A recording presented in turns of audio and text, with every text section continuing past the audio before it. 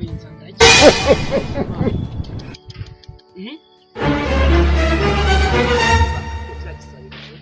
kanze nkwe nope aje kwereke rebe ko ntabona y'umuto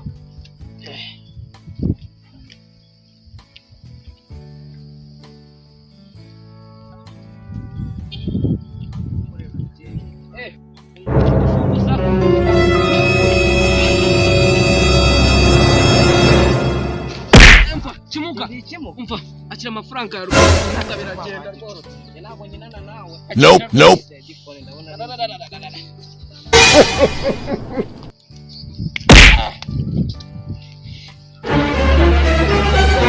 kimuga biragenda n'ibibembe bikavuga